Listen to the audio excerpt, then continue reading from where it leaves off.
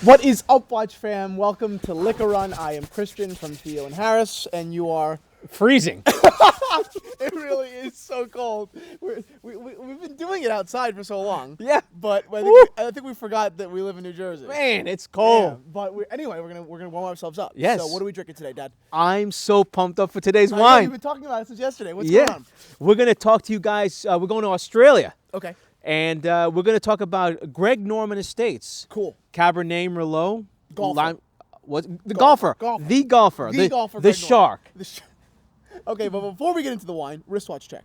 Okay. Okay, so what are you wearing? My The GMT. trusty GMT? Yep. Love that. Never freaking gets watch. old, No, but the older it gets, the better. it gets. I am wearing this ridiculous bull of a chronograph. It was listed a week ago, and it hasn't sold yet, which is absurd. Because this watch, I think you guys, maybe I haven't communicated it well enough. Because this watch is, I mean, look at it. It's a beautiful watch. The lugs, I mean, this Corne de Vache kind of look. I mean, it's like $85,000 Vacheron kind of like channeling look here. I don't know, original band and buckle. Anyway, it's available in the shop at theoandharris.com, so check it out. But his GMT isn't. So now let's do the wine. Okay, so why did you pick this wine?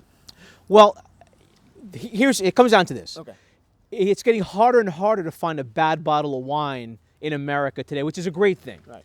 I also keep in mind that not everyone has access to some of these boutique wines that we talk about, small producers. Yep. So I said, let me do something that a lot of people have access to. Yep. A lot of people know the name. They know Greg Norman. But can a superstar athlete, produce good wine? Is he really serious about this? Because it comes off like he's just selling his name. It really does. It comes off like it's a bullshit marketing scheme, but it's actually a good wine. It's a really good wine. Cool. I'm excited. Ernie Els from South Africa is doing the same thing too. Really? Wow. Mario Andretti, Same thing? the race car driver. Where's he doing his wine? California. California wine. Wow. Els in South Africa. So there's people that are very passionate about wine. I mean, that's 3 separate continents. I mean, fantastic stuff. Sports players actually, They're as committed to wine as they were during the sports. Yeah. Wow, that's awesome. So, but enough yak. Let's drink. All right. There you go. Look at that, the shark. Love it. All right, let's do it. So we're gonna pour this sucker. Let's take a look here. It's getting a little dark out, but wow, look at that color. Wow, that's wild. All right. So. Wow, that is deep. Yeah. And what kind of wine is this? This is a Cabernet Merlot. Wow. So a little bit about where this comes from. So this is from Limestone Coast in South Australia. Okay. So this is a maritime climate, very good drainage. Because it's maritime, there's a lot of cool breeze. So you don't have the big swings in temperature like you have in higher elevations. This is these vineyards probably around 150 feet above sea level. So very cool, sea breezes, not a radical shifts in temperature. Yep. Very long growing season. So the grapes get nice and ripe. Again, Cabernet Merlot, so it's like a Bordeaux blend. Okay, New World Bordeaux blend. So what should we be expecting from this wine in color and look?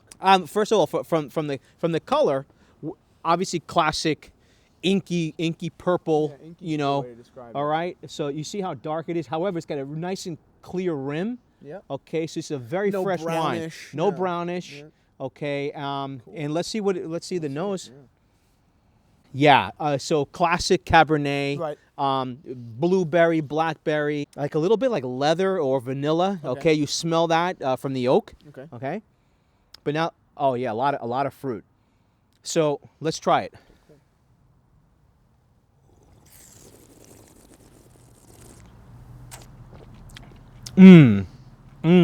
Really good, really good. Okay, that's really nice. So this wine. Nice fruit, good berry fruit, but it has a nice acidic. Acidic, but it's not over-alcoholic. It's not. No. That's usually what I'm looking for. When something is acidic, it sometimes tends to burn and kind of just be shallow in taste. A lot of the time. It just kills the fruit. But this is actually, really. So this wine's probably around 14% alcohol. Okay, but the acidity of the wine makes it, I would say, easy to pair with food. Actually, it's delicious. Delicious. It really is very good. I mean, do you want a glass? I haven't had this wine in years. Okay, and but it's been in the back of my mind. It's like I gotta have a bottle of Greg Norman. How good are they still as good as when I remember them a few years back? it doesn't disappoint. So the great part about this is also the price. How much is this one is $13. Wow. So you can have a pretty decent, like this is an everyday wine that you can go. You're gonna find Greg Norman. And this is a dinner wine too. It's a dinner wine. I mean, this is no joke. I mean, but this, actually, very good. You're not going to sweat opening up that bottle on a Monday night or a Tuesday night, no, not at all. Or especially today on a Friday night. On a Friday, on a liquor run night.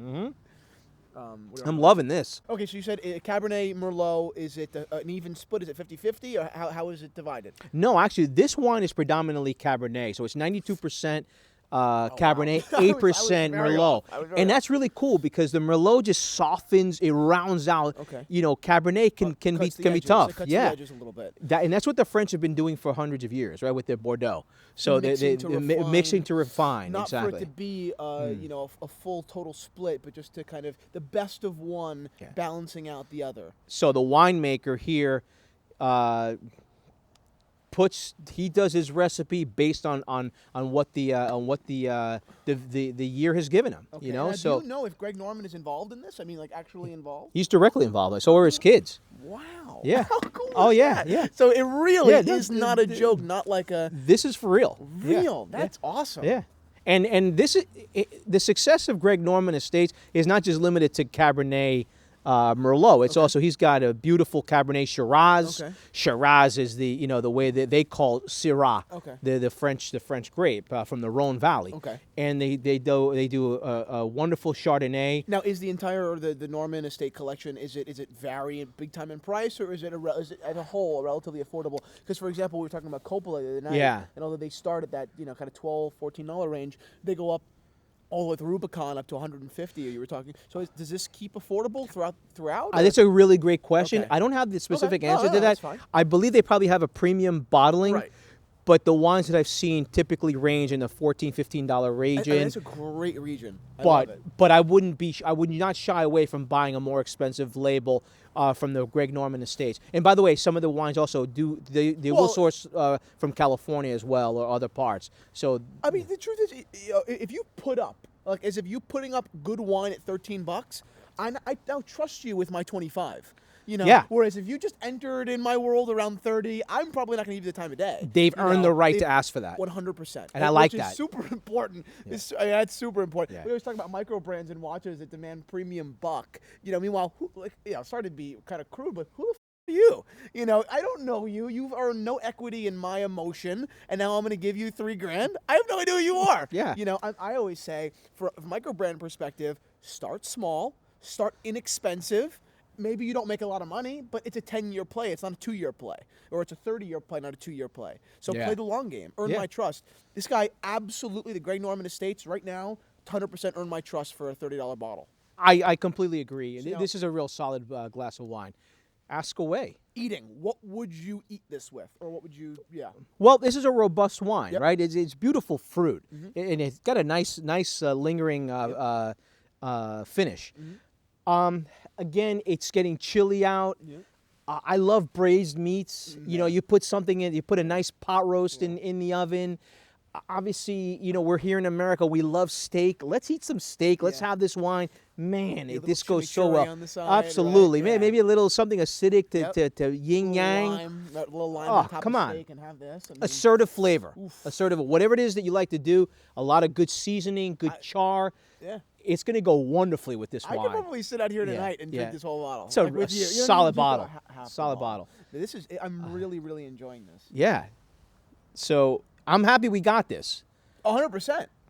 And I genuinely probably wouldn't have. I definitely wouldn't have bought this wine. Yeah, I mean, this is all you. Yesterday, you couldn't stop talking about this whole idea of having a Greg Norman wine. Yeah. Given that, I mean, you're a golfer. You called me and I said, "Good day, mate." All right. Well, at $13 a bottle, I think we're having a great time. I would definitely recommend this wine, and I'm pretty damn sure I actually know you would as well. Yeah, I mean, obviously there are a lot of good wines out there at this price point. I think we're showing you through Liquor Run that there are a lot of great gems out there. You don't have to break the bank to find a good bottle of wine. Proved it This right is here. this is a really good example of that, and it's accessible. It's around everywhere. There's great distribution on this wine. They do a wonderful job marketing it. I mean, I love the shark. Yeah, I think it's super okay. Cool. So Was he called the Shark? when they he was called him the golfing? shark when he Okay. golfed. What is So they call him the White Shark.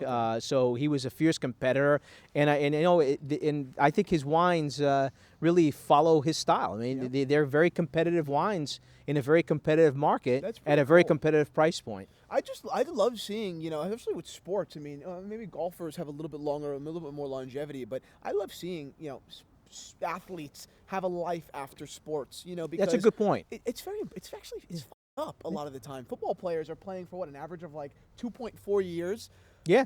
Making your 350 for 2.4 years, you're done when you're 24. Like, that's it. So I think this is awesome to take something so seriously, to use his money, because I'm sure he has a lot of money, going Very into wealthy. this.